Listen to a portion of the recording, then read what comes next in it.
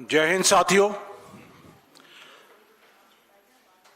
आज की प्रेस वार्ता बहुत ही एक संवेदनशील मुद्दे के ऊपर है, जिससे हमारे पूरे देश के 140 करोड़ नागरिक, आप, हम, हर लोग जुड़े हुए हैं और बहुत ही उनकी इमोशंस, सेंटिमेंट्स भारतीय सेना के साथ जुड़ी हुई हैं, शहीदों के साथ जुड़ी हुई है। ऑनरेबल प्रेस के मेंबरान, आपका बहुत बहुत स्वागत। हमारे साथी जो आए हैं सबका बहुत स्वागत। आज हमारे साथ हमारी बहुत ही जुझारू साथी विंग कमांडर अनुमा आचार्य हमारे साथ हैं प्रेस कॉन्फ्रेंस के लिए। तो साथियों, सीधा मुद्दे पे आते हैं। आप ये बैकड्रॉप देख रहे हैं, इस बैकड्रॉप के अंदर जो दिखाई दे रहा है कि राजनाथ सिंह रक्षा मंत्री जी ने ऑपरेशन सिंदूर के शहीदों का अपमान किया है, उनकी अनदेखी की है, संसद में झूठ बोला है और ये कहा कि किसी भी सैनिक की क्षति नहीं हुई है।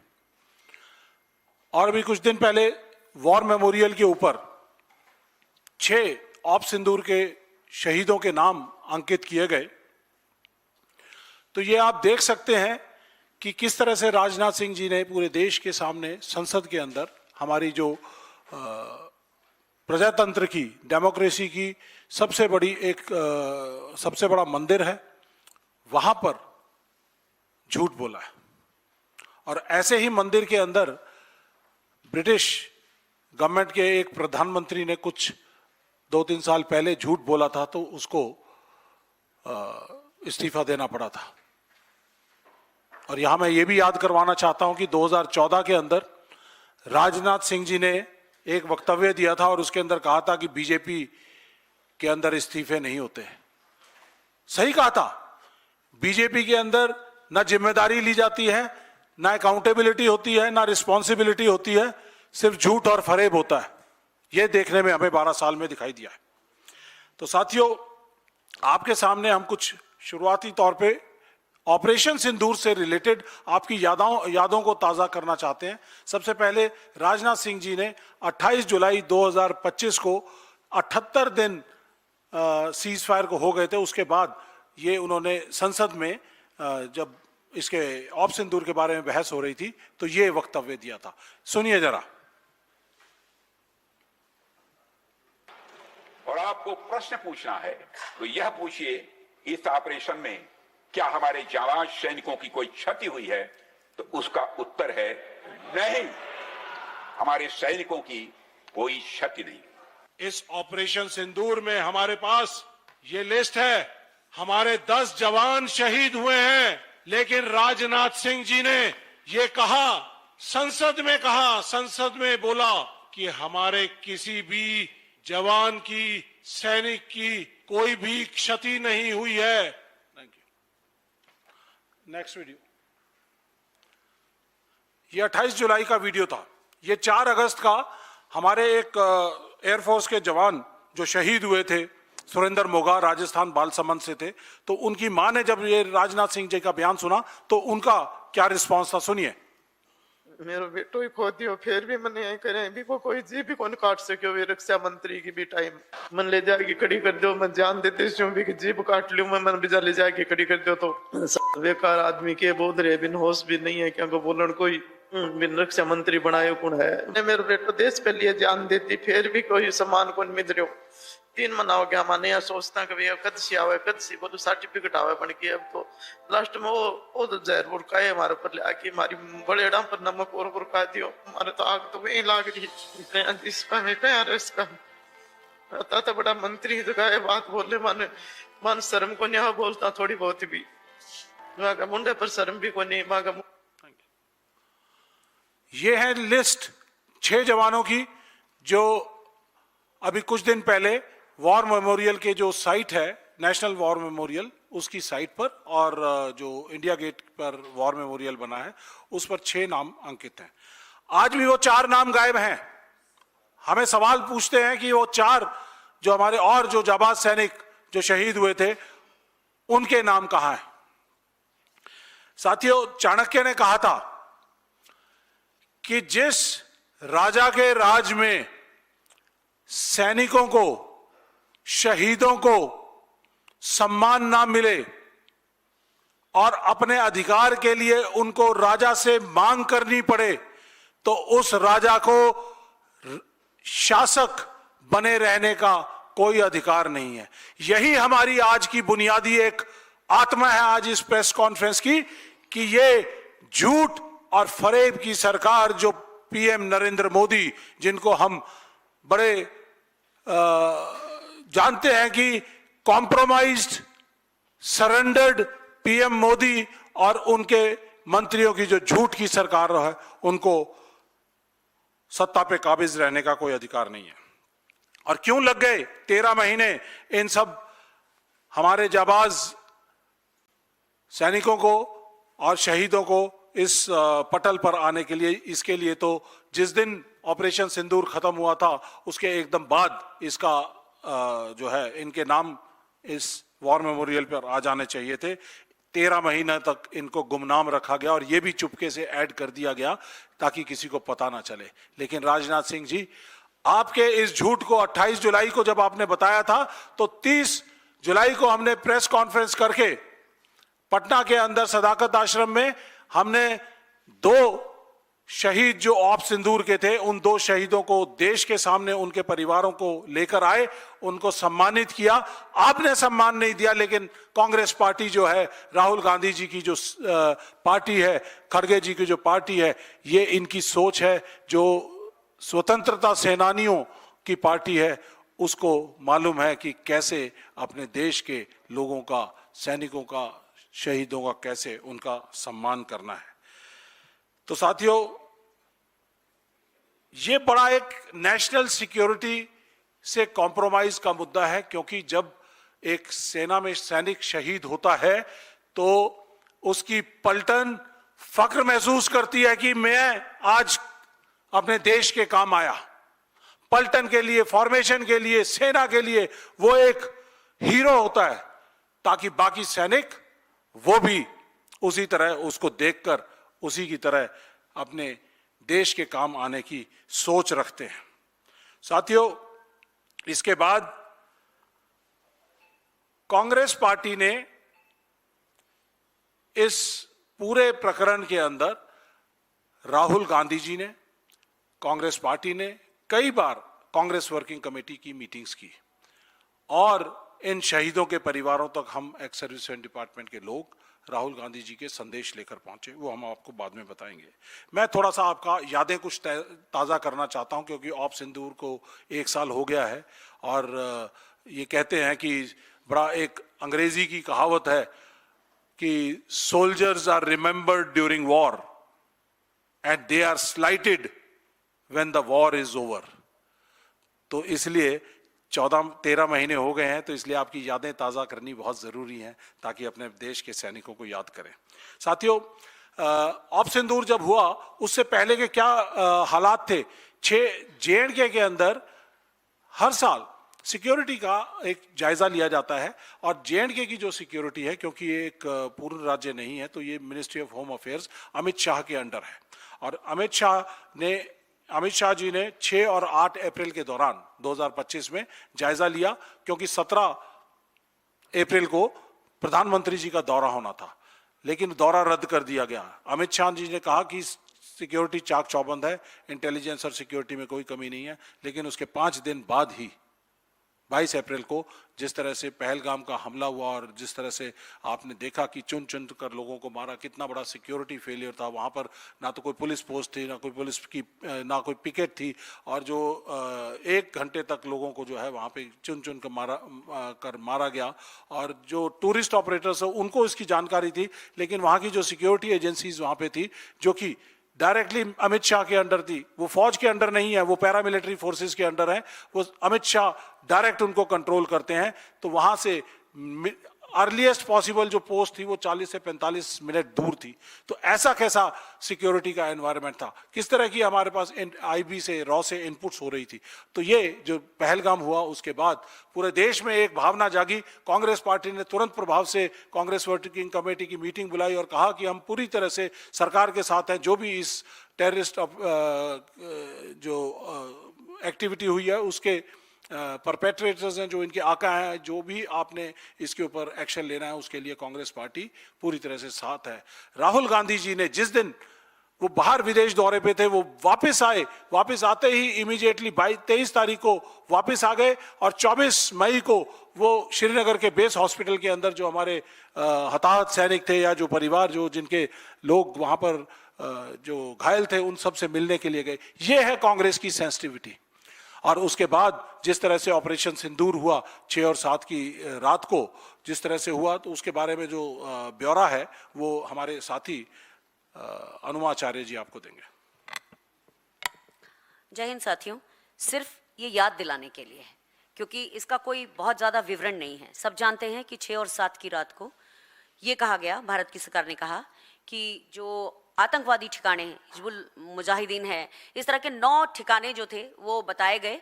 उसमें से 6 ठिकानों पर भारत की सेना ने और 3 ठिकानों पर, क्योंकि डीप पेनिट्रेशन था, तो भारत की वायुसेना को हमला करने के लिए कहा गया था। लेकिन आप सभी ने सुना है और याद दिलाती हूं कि ये डॉक्टर एस जयशंकर जो हमारे विदेश मंत्री, उन्होंने कहा कि at the beginning of the operation मैंने ये कहा था, पाकिस्तान को मैंने ये बोला था कि हम केवल आपके आतंकवादी ठिकानों पर हमला करेंगे, आपके किसी रिहायशी या मिलिट्री ठिकानों पर नहीं करेंगे। तो जो एक वायुसेना का सरप्राइज एलिमेंट होता है, 2 ही चीजें तो होती हैं हमारे पास, सरप्राइज एलिमेंट और स्पीड। तो स्पीड तो थी लेकिन सरप्राइज एलिमेंट खत्म हो गया और उसके कारण हमने स्टैंड ऑफ तरीके से, यानी कि अपनी सीमा में रहते हुए हमला तो किया लेकिन हम पर जवाबी हमला हुआ। और इसकी पुष्टि और किसी ने नहीं, सीडीएस अनिल चौहान साहब ने, जनरल अनिल चौहान साहब ने 31 मई को शांग्रीला डायलॉग के दौरान बातचीत करते समय ब्लूमबर्ग और राइटर्स नाम की एजेंसी को सिंगापुर में बताया कि हमने पहले दिन कुछ गलतियां की थी जिसके कारण हमें नुकसान हुआ और उसके बाद हमने अपनी वो गलतियां सुधारी और फिर हमने आक्रमण किए। तो बाद में हमने यानी ब्रह्मोस मिसाइल का प्रयोग किया, लेकिन उसके पहले हमारा जो नुकसान हुआ उसके बारे में न केवल जनरल अनिल चौहान ने सिंगापुर में बात की, बल्कि कैप्टन शिव कुमार जो कि जकार्ता में इंडोनेशिया में हमारे डिफेंस अटैचे हैं, उन्होंने भी कहा कि ये पॉलिटिकल सिग्नल हम देना चाहते थे एंड इट कॉस्टेड अस। यानी कि उन्होंने ये कहा कि हमारे यहाँ एक लोकतांत्रिक सरकार है, सेना उसके आदेशों का पालन करती है। तो इससे कैप्टन शिव कुमार के बयान से ये भी बात साबित होती है कि जो खुली छूट की बात थी वो बिल्कुल गलत थी। उन्होंने कहा कि हम अपनी सरकार के आदेशों का, निर्देशों का पालन करते हैं। आगे चल के जब हमने वो हथियार इस्तेमाल किए पाकिस्तान पर, हमने उनके यहाँ डीप पेनिट्रेशन करके उनके जो मुरीद के और अलग अलग जगहों पे चुनिया अलग अलग जगहों पर जब हमने हमले किए और उनका नुकसान किया, तो सिरसा एयरबेस पर हमला किया पाकिस्तान ने और उसके जवाब में हमने उनको बहुत बहुत भारी नुकसान पहुंचाया। लेकिन 10 मई का दिन, जिस दिन मैं यहां पर आप में से काफी साथियों को संबोधित कर रही थी और हमने कहा था कि कांग्रेस और उस समय तो पूरा विपक्ष भी अनकंडीशनली सरकार के साथ था, लेकिन उसी दिन शाम को पहले अमेरिका के राष्ट्रपति ट्रंप ने कहा कि भारत और पाकिस्तान के बीच में सीज फायर हुआ है और उसके बाद हमारे विदेश मंत्रालय का बयान आता है। तो बताना सिर्फ ये है कि जो सरकार इतने दिनों तक पहले वायुसेना का सरप्राइज एलिमेंट खत्म किया और उसके बाद अचानक सीज फायर जो हुआ, ये दोनों बातें जो है ये आपको याद इसलिए दिलाना है कि हमारे देश की सेनाओं को इससे नुकसान हुआ और 2 सर्विस ऑफिसर्स ने, एक हमारे सीडीएस और दूसरे कैप्टन शिव कुमार, दोनों ने इसकी तस्दीक की कि दोनों जगह हमको नुकसान हुआ है, हमारे एयरक्राफ्ट का नुकसान हुआ है। ये बातें आपको याद दिलाना जरूरी है। थैंक यू अनुमा जी। जिस तरह से इन्होंने बताया कि सीडीएस ने, अनिल चौहान जी ने, फिर कैप्टन शिव कुमार ने, डिप्टी चीफ ने, फिर उसके बाद air chief AP Singh ji ने 28 और 29 तारीख को ये गोवा के अंदर एक कन्वेंशन अटेंड कर रहे थे। उन्होंने भी सबने ये कहा कि इनिशियल लॉसेस हुए और ये नहीं इंपॉर्टेंट कि क्या लॉसेस हुए, कितने हुए, लेकिन हुए, ये क्यों हुए, ये इंपॉर्टेंट है। तो इसलिए उन्होंने स्ट्रेटजीज को अपना रिट्यून किया और जिस तरह से आपके सामने 10 मई को पहले जो प्रेस कॉन्फ्रेंस हुई थी, तो उस प्रेस कॉन्फ्रेंस के अंदर फौज के जो नुमाइंदे जो प्रेस कॉन्फ्रेंस कर रहे थे, जिसमें हमारी लेडी ऑफिसर्स इन्वॉल्व थी, कितना अपबीट मूड था। लेकिन दोपहर बाद जब 3:30 बजे ट्रंप का यूएस प्रेसिडेंट ट्रंप का एक ट्वीट आया कि भारत और पाकिस्तान के बीच में मैंने सीज फायर करा दिया है, और 5:30 बजे हमारी जो फॉरेन अफेयर्स मिनिस्टर डिपार्टमेंट है उनको आकर एक प्रेस कॉन्फ्रेंस में उन्होंने सीज फायर अनाउंस किया। तो उस समय पर हमारा सेनाओं का मोराल बहुत डाउन हो चुका था, क्योंकि वो चाहते थे, आज ये मौका था 1971 के बाद जब हमने पाकिस्तान के 2 टुकड़े किए थे, इंदिरा गांधी जी और सैम मानेकशॉ जी की जोड़ी जो लीडरशिप के अंदर, और आज मौका ऐसा था कि पॉलिटिकल नैरेटिव पूरी तरह से तैयार था, सभी पार्टीज, ऑल पार्टीज का सपोर्ट तैयार था, कांग्रेस पार्टी का सपोर्ट तैयार था, तो पाकिस्तान और हमारी सेनाएं तैयार थी। पाकिस्तान के 5 टुकड़े करने के ताकत रखती थी, गिलगिट बाल्टिस्तान, फिर उसके बाद सिंध, बलोचिस्तान, खैबर पख्तूनख्वा और पंजाब, ये 5 टुकड़े करने की ताकत रखती थी। और जो ये बीजेपी वाले पिछले 12, 14, 15 सालों से एक वो नैरेटिव चला रहे थे कि पीओके को लेकर आएंगे तो पीओके लाने का मौका था, तो ये खो दिया इन्होंने। सिर्फ एक लिमिटेड 9 टारगेट दिए थे सेना को, और वो 9 टारगेट के ऊपर एक्शन लेने का काम किया था, और वो भी हमारे एस जयशंकर साहब ने जो है उनको सरप्राइज जो है वो लॉस कर दिया था। और उसके बाद जिस तरह की फॉरेन पॉलिसी हमारी का फेलियर रहा है, 60 एमपीज को हमें भेजना पड़ रहा है कि हमने क्या किया, और वहाँ पर यूएस प्रेसिडेंट जो है वो आसिफ मुनीर को, पाकिस्तान के चीफ ऑफ आर्मी स्टाफ को वहाँ पे डिनर के लिए बुलाया जा रहा है, इनवाइट किया जा रहा है, और इंटरनेशनल प्रेस जो है वो पाकिस्तान के अंदर आ रही है। इंटरनेशनल प्रेस जीतती हुई फोर्सेस के पास आना चाहिए था, लेकिन पॉलिटिकल एंड फॉरेन पॉलिसी का जो नैरेटिव था वो पूरी तरह से फेल हो चुका था, और इसकी वजह से हमें नुकसान हुआ। पाकिस्तान को आईएमएफ के लोन दिए गए, एशियन डेवलपमेंट बैंक ने दे दिए, वर्ल्ड बैंक ने इतने सारे उनको लोन्स दे दिए, और यूएन सिक्योरिटी काउंसिल के अंदर उनको जगह दे दी, और जो टेररिस्ट ऑर्गेनाइजेशंस वर्ल्ड ओवर, जो टेररिस्ट ऑर्गेनाइजेशन के ऊपर जो वॉचडॉग एजेंसी है उसका भी इंचार्ज पाकिस्तान को बना दिया। मतलब ऐसा है कि एक चोर को तिजोरी का जिम्मेदारी ठहरा दी। तो ये पाकिस्तान को किस तरह के बेनिफिट्स उसके बाद हुए। तो साथियों, लेकिन उसको नजरअंदाज करते हुए, सभी चीजों को छोड़ते हुए हम आगे चलते हैं कि उसके बाद जैसे ही ऑपरेशन सिंदूर खत्म हुआ, हमारे पास हम लोग सभी हमारे फ्रंट्स के ऊपर जो लोग हमारे शहीद होते हैं, कांग्रेस पार्टी का ex serviceman department Rahul Gandhi ji के नेतृत्व में सभी शहीदों के परिवारों तक पहुंचता है और उनको राहुल गांधी जी का शोक संदेश देता है। तो ये मैं इसके बाद, इस इवेंट के बाद 15 मई को ये राहुल गांधी जी की तरफ से इन सभी सैनिकों को, सैनिकों के परिवारों, शहीदों के परिवारों को ये लेटर्स 15 मई को सभी उनके परिवारों के जो नेक्स्ट ऑफ किन है उनके पास भेजे गए। ये है कांग्रेस पार्टी का, ये हम आपके पास रिलीज कर देंगे। वैसे हम नॉर्मली इसको रिलीज नहीं करते हैं, लेकिन आज जरूरी पड़ता है, बताना पड़ता है कि कांग्रेस वर्सेस बीजेपी क्या है। बीजेपी नेशनलिज्म की बात जरूर करती है, सैनिकों की बात जरूर करती है, उनके कंधों पे रखकर बंदूक चलाती है, उनके नाम पर, शहीदों के नाम पर वोट मांगती है। लेकिन कांग्रेस पार्टी ना तो ऐसा करती है, लेकिन जमीन पर कांग्रेस पार्टी के नुमाइंदे, राहुल गांधी जी के न्याय योद्धा, ये सब लोगों के बीच में जाते हैं और शहीदों के परिवारों से जाकर मिलते हैं। साथियों, इसके बाद कांग्रेस पार्टी वर्किंग कमेटी ने 14 मई को एक कांग्रेस वर्किंग कमेटी की बैठक बुलाई, जिसके अंदर फैसला लिया गया कि पूरे देश भर के अंदर जय हिंद सभाएं की जाएंगी और प्रेस कॉन्फ्रेंसेस की जाएंगी। एक्स सर्विसमैन डिपार्टमेंट भी करेगा और बाकी सारों के साथ मिलकर ये सभाएं की जाएंगी। और हमारे जो देश के सैनिकों ने जो शौर्य, वीरता, पराक्रम दिखाया है इस ऑप सिंदूर के दौरान, उन सबको पूरी तरह से सबको सम्मान देते हुए पूरे उनके थैंकफुल ग्रेटनेस जो है वो व्यक्त करेंगे। तो साथियों, ये कांग्रेस पार्टी की सोच है। और उसके बाद आपने जिस तरह से 78 दिन के बाद इन राजनाथ सिंह जी ने जिस तरह से बयान दिया, उसके बाद हमारे देश की फोर्सेस का मोराल पूरी तरह से टूट गया कि किस तरह से हमारा रक्षा मंत्री जो है वो हमारे 10 शहीद लोगों को भी एक्सेप्ट नहीं कर सकता।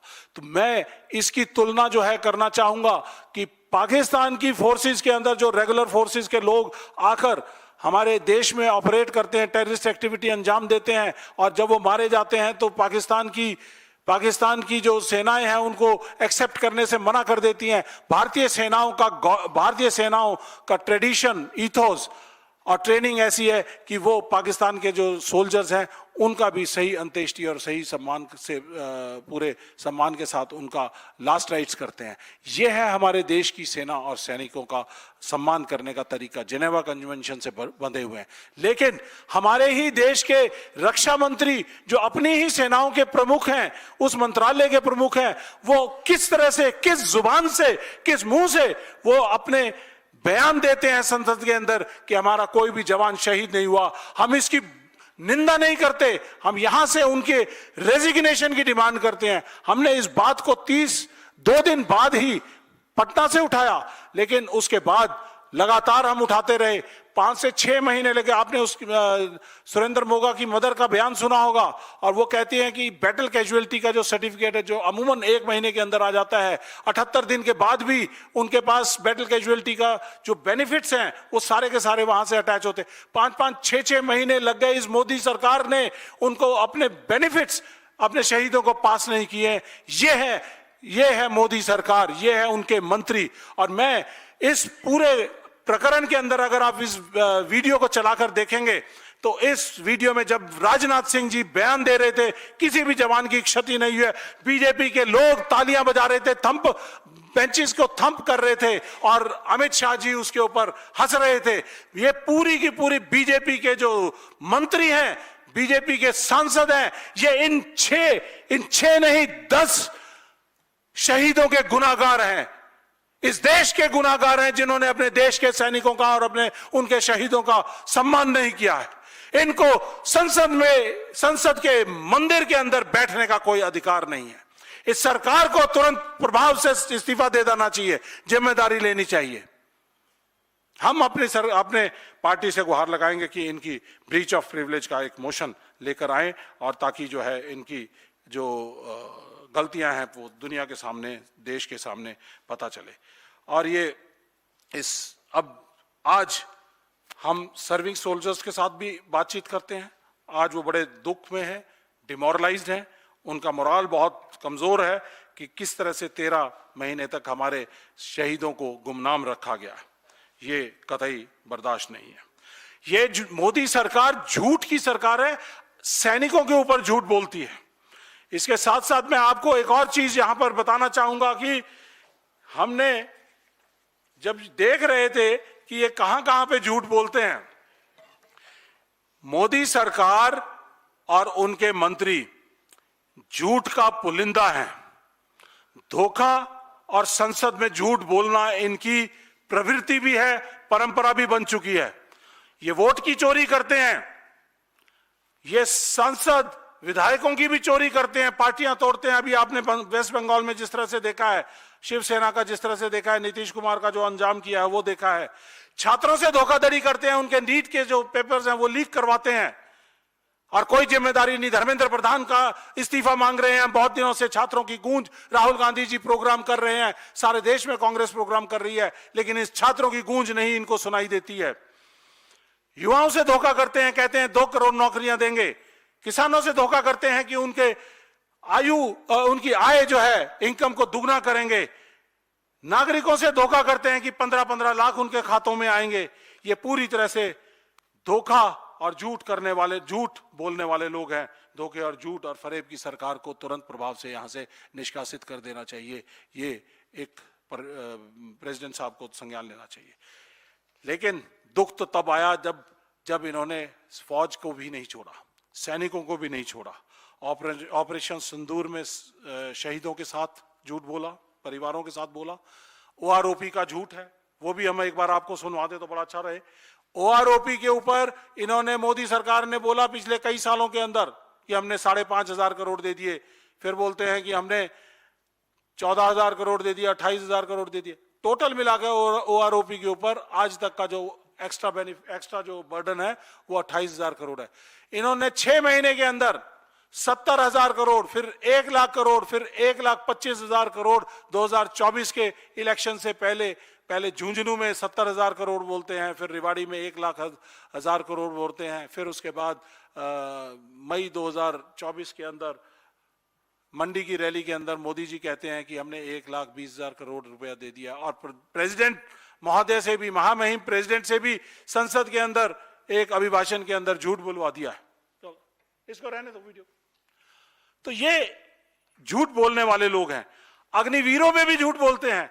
मैं आप सब लोगों से जानना चाहूंगा और आपको बताना चाहूंगा कि इसके अंदर हमारा एक अग्निवीर मुरली नायक भी है, इन 6 जवानों में जिनकी लिस्ट वहां पर शामिल है। अग्निवीर मुरली नायक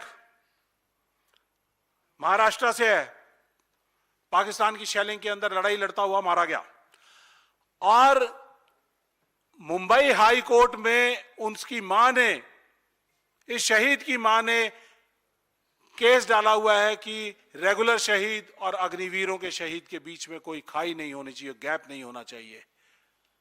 लेकिन इस सरकार ने शहीदों के अंदर भी गैप डाल दिया है। अग्निवीर शहीद को कुछ मिलता है, रेगुलर शहीद को कुछ और मिलता है। अग्निवीर शहीद को ना तो पेंशन मिलेगी, ना ग्रेच्युटी मिलेगी, ना उसको कोई और एजुकेशन का बेनिफिट मिलेगा, हेल्थ का बेनिफिट मिलेगा, उनके परिवारों को कुछ भी नहीं मिलेगा। तो ये अगर आप दिखाना चाहें तो प्लीज दिखा सकते हैं। मैं उसे शहीद कह रहा हूं, मगर हिंदुस्तान की सरकार उसे शहीद नहीं कहती। नरेंद्र मोदी उसे शहीद नहीं कहते हैं, नरेंद्र मोदी उसे अग्निवीर कहते हैं।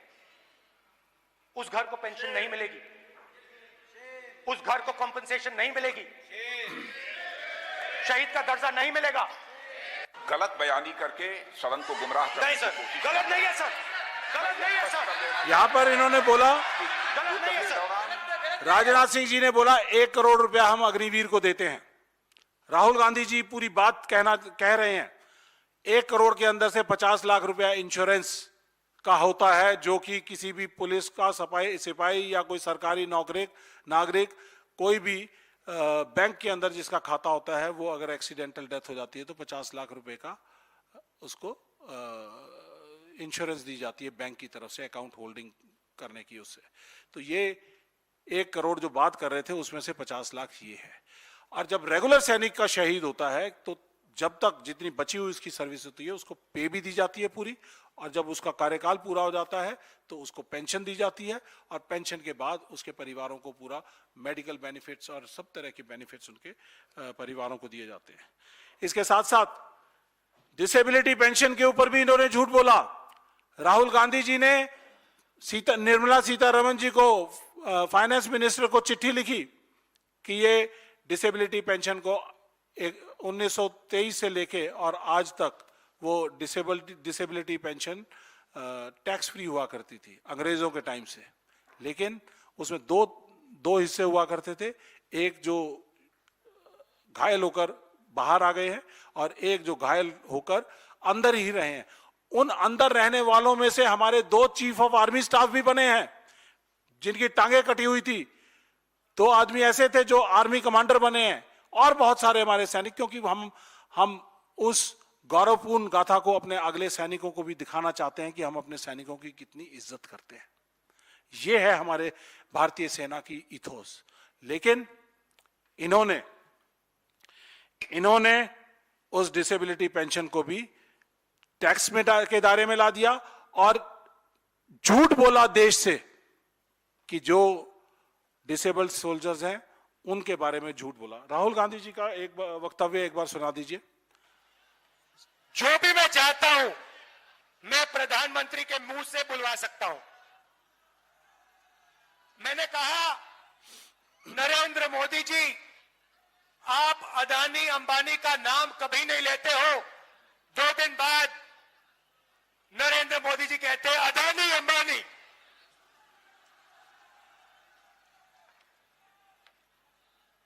और मैंने कहा कि हम बैंक अकाउंट में टकाटक पैसा डालेंगे। नरेंद्र मोदी अपने भाषण में कहते हैं टकाटक। आप मुझे बताओ क्या बुलवाना है नरेंद्र मोदी से, मैं कल बुलवा देता हूं। इसके बाद हम राहुल गांधी जी से मुलाकात की। ये डिसेबल्ड सोल्जर्स हैं, किसी की टांग कटी हुई है, किसी का हाथ कटा हुआ है, इनकी पेंशन को डिसेबिलिटी पेंशन को टैक्स के दायरे में ले आए। For last 5 years, backlog has increasing. 1st April 2025, the backlog was about 6,000 crores. And expenditure. How much was it last year? They gave 7,000 crores. This year they gave 8,000 crores, but the backlog itself was 6,000 crores. So to do the expenditure for this current year, only 2,000 crores was. आगे ले जाओ। उसके बाद राहुल गांधी जी ने जब ये बात हमारे सैनिकों के साथ की तो मोदी जी क्या बोलते हैं? Why for the soldiers? के अलावा पूर्व फौजियों के लिए हेल्थ स्कीम का बजट भी 36% बढ़ाया गया है। तो राहुल गांधी जी जब कहते हैं कि वो कुछ भी बुलवा सकते हैं, तो OROP 2 जब भारत जोड़ो यात्रा हरियाणा में आई थी तो उस समय पे केस लंबित था सुप्रीम कोर्ट में। 3 दिन के अंदर हमारे बहुत सारे साथी मिले, तो राहुल गांधी जी ने जब उस बात को उठाया, 3 दिन के अंदर OROP 2 लागू किया, इन्होंने अनाउंस किया। लागू तो बहुत बुरी तरह से किया उन्होंने। राहुल गांधी जी ने ECHS की हेल्थ केयर स्कीम के बारे में बात की, डिसेबिलिटी पेंशन की बात की। डिसेबिलिटी पेंशन पे उनको झूठ का जवाब दिया निर्मला सीतारमण जी ने, और मोदी जी ने वहां पर उत्तराखंड में जाकर यह कहा कि हमने ECHS के लिए 6,000 करोड़ रुपए दिए हैं। तो ये झूठ पे झूठ बोलने वाले लोग हैं। इन्होंने ECHS के ऊपर झूठ बोला, गलवान पे झूठ बोला, कहा कि चीन के अंदर कोई ना घुसा, चीन का कोई सैनिक भारतीय सीमा में ना कोई घुसा है, ना घुस आया है, ना घुसा हुआ है। और तो हमारे जवान जो 20 जो गलवान में शहीद हुए तो वो कहाँ हुए? तो झूठ है। ये संसद में भी झूठ बोलते हैं। ये सभी बातों के ऊपर इन्होंने संसद में झूठ बोला हुआ है। तो मैं ये कहना चाहूंगा कि ये झूठ बोलने की परंपरा बंद होनी चाहिए, और हम अपनी मोदी सरकार से इस सरेंडर मोदी जी से और कॉम्प्रोमाइज्ड प्रधानमंत्री जी से और उनके मंत्रियों से हम ये कहना चाहेंगे, देश की सेनाओं पे संसद में झूठ बोलना बंद करें। शहीदों के जो बेनिफिट्स हैं उनको समय पे दीजिए। और साथ साथ हम आपके माध्यम से ये डिमांड करते हैं कि पहली डिमांड हमारी ये है कि राजनाथ सिंह जी ने संसद में झूठ बोला है। संसद में झूठ बोलने के कारण उनको तुरंत प्रभाव से रक्षा मंत्री के पद से हटाया जाए, या अगर हटते नहीं हैं तो उनका रेजिग्नेशन लिया जाए। अगर रेजिग्नेशन नहीं लिया जाता, नहीं देते हैं, तो उनको हटाया जाए। दूसरा, ब्रीच ऑफ प्रिविलेज मोशन उनके खिलाफ लाया जाए ताकि एक एग्जाम्पलरी पनिशमेंट हो। हमारे देश में कोई दोबारा से संसद में गलत बयानी ना कर सके, क्योंकि संसद में जो बात कही जाती थी उसको पार्लियामेंट्री लैंग्वेज कहा जाता था, और कोई दूसरी बात कोई बाहर जाके कोई कहता था तो कहते थे अनपार्लियामेंट्री लैंग्वेज है। तो ये इस पार्लियामेंट में झूठ बोलने का अधिकार किसी को नहीं है। मोदी जी और उनकी पूरी कैबिनेट को इस ताली बजाने के प्रकरण में साथ देने में, राजनाथ सिंह जी का झूठ बोलते हुए साथ देने में, उनसे सबके सामने पब्लिकली माफी मांगी जाए, संसद में माफी मांगी जाए कि हमसे गलती हुई है। और जो नेशनल सिक्योरिटी जो कॉम्प्रोमाइज हो रही है अग्निवीर योजना के कारण, अग्निवीर योजना पूरी तरह से खत्म की जाए। राहुल गांधी जी, कांग्रेस पार्टी, खड़गे जी वचनबद्ध है कि जिस दिन भी हमारी सरकार बनेगी अग्निवीर योजना को पूरी तरह से खत्म करेंगे। ये फौज का मोराल अप करने के लिए बहुत जरूरी है। इसलिए अग्निवीर योजना शहीदों में, सैनिकों में भेदभाव करती है। भेदभावपूर्ण योजना को खत्म होना चाहिए। Thank you. मैं अनुमा जी से बोलूंगा, प्लीज। सिर्फ समराइज करने के लिए, इस सरकार के आने से पहले इस देश में परंपरा थी कि जिसने देश के लिए सुप्रीम सेक्रीफाइस या सर्वोच्च बलिदान दिया है उसको सार्वजनिक रूप से कृतज्ञता व्यक्त की जाती थी, लेकिन सेना और सैनिकों के नाम पर वोट की राजनीति करने वाली इस सरकार ने देश को और देश के सैनिकों को बार बार धोखा दिया है। स्वतंत्रता प्राप्ति के बाद से आज तक, 1947 के बाद से आज तक देश की सेनाएं शहादतें दे रही हैं। अगर हम औसत निकालें तो आज भी, आज तक, उस दिन से आज तक 1.7 सैनिक इस देश पर शहीद होता आया है। ऐसे में अगर हमारे डीजीएमओ ने अपनी प्रेस कॉन्फ्रेंस में उन्हें सम कैजुअलिटीज, कुछ शहादतें ऐसा कह के संबोधित किया, तो इससे साफ समझ आता है कि किस तरह से उनके ऊपर राजनीतिक दबाव था कि जिनके पास, जिस डीजीएमओ के पास डेली सिचुएशन रिपोर्ट यानी कि डेली सिट्रिप आती है, उसने अगर उन शहीदों के नाम नहीं लिए तो ये शहीदों का अपमान है। और हम ऐसा मानते हैं कि हमारा कोई भी अधिकारी या सैन्य कर्मी अपने ही साथी के साथ धोखेबाज नहीं हो सकता, क्योंकि वो जानता है कि शहादत की जो बातें हैं उससे आर्थिक जो प्रावधान होते हैं वो जुड़े होते हैं और उनके कारण ही उस शहीद को वो स्वत्व मिलते हैं। तो इसलिए डीजीएमओ के ऊपर भी ये दबाव रहा, ये हमको साफ दिखता है। शहीदों को स्वीकार ना करना, उनका नाम तो स्वर्ण अक्षरों में लिखा जाना चाहिए था, लेकिन क्या सोना खत्म हो गया है इस देश से? क्या इस देश में शहादतों का अपमान होने लगा है? ये साफ दिखता है इन 6 सैनिकों की शहादतों के 13 महीने तक हाशिए पर रहने से। ये जरूरी बात है कि इन 6 शहीदों को छिपाने का मामला नहीं है। आप याद करिए, 21 सितंबर 2025 को इस देश ने एक दोहरा चरित्र अपनाते हुए आईसीसी ने भारत और पाकिस्तान का मैच कराया। ये कौन सी दोगली नीति होती है? और उसमें घटिया हरकत की जिसमें कहा हम हाथ नहीं मिला रहे हैं। तो ये क्या तरीका है कि जब अपने शहीदों का अपमान कर रहे हैं आप वहां जाके उनके साथ मैच खेल रहे हैं, जबकि आप आतंकवादी राष्ट्र उसे घोषित नहीं करा पाए। तो ये एक बात है जो आप सभी को मालूम होना चाहिए। और एक चीज और कि अग्निवीर या कोई और हमारा नॉर्मल सैनिक, किसी की शहादतों में कोई अंतर नहीं होता है, क्योंकि वो सुप्रीम सैक्रिफाइस है, उसको कैटेगराइज नहीं करना चाहिए। तो हम इस वक्त सिर्फ दोहराने के लिए ये मांगे हम दोहराते हैं कि जिस रक्षा मंत्री ने रक्षा मंत्री होते हुए अपने देश के सैनिकों के नाम संसद में झूठ बोलकर, क्योंकि संसद में सारे ऐसे लोग बैठते हैं जो लॉ मेकर्स होते हैं, वहां झूठ बोला, ऐसे रक्षा मंत्री के पास अगर जमीर बाकी है तो उन्हें अपने जमीर का इस्तेमाल करते हुए इस्तीफा देना चाहिए। पूरे बीजेपी के सांसदों को और प्रधानमंत्री को खुद सबसे पहले उन शहीदों के परिवारों से, फिर सेना से और फिर इस देश के सामने माफी मांगना चाहिए। और हम ये भी मांग करते हैं कि ऐसे रक्षा मंत्री के खिलाफ प्रिविलेज मोशन आना बहुत जरूरी है, विशेषाधिकार हनन प्रस्ताव, क्योंकि उन्हें अपने उस पद पर रहते हुए जिसकी उनके पास जिम्मेदारी थी, अपने ही देश के शहीदों को धोखा दिया और उनको हाशिए पर रखा 13 महीनों तक। तो ये सारी बातें कांग्रेस पार्टी की तरफ से हम आपके सामने रख रहे हैं। और चाहे ये रिपीटिशन हो, फिर भी हम कहेंगे कि वो शहीद जिन्होंने कारगिल में कहा था कि या तो मैं तिरंगा फहरा कर आऊंगा या तिरंगे में लिपट कर आऊंगा, तो उस तिरंगे में लिपट के आने का जो हक था उसको 13 महीने तक देश से छुपाया गया। ये शर्म की बात है और इस सरकार को इस शर्मिंदगी के साथ रक्षा मंत्री को अपने पद से हटा देना चाहिए। जय हिंद साथियों।